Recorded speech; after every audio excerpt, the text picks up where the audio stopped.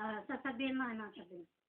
Pagka nakita kayo, sabihin mo, anyo ang sayo, sabihin mo, yung, Hyung, yung, kuya, that means kuya in Korean word.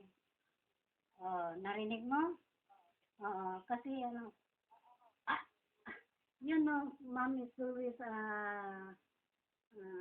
ano ba yung sabihin mo? Yung nanonood ng Korean na pelikula, every night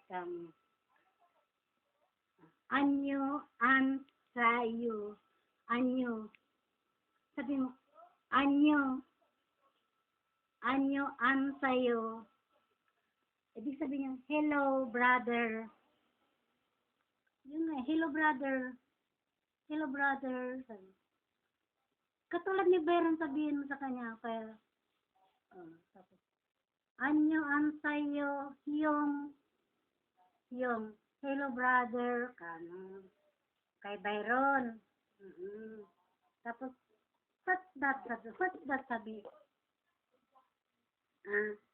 Anyo an sayo. Anyo an sayo.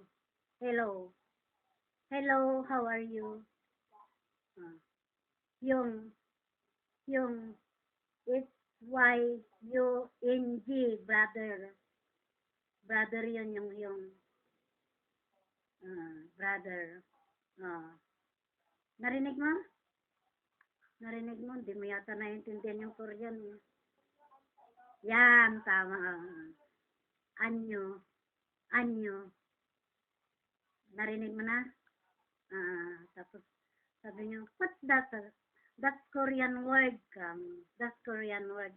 I'm saying it to you. Hello, brother. How are you? Wait.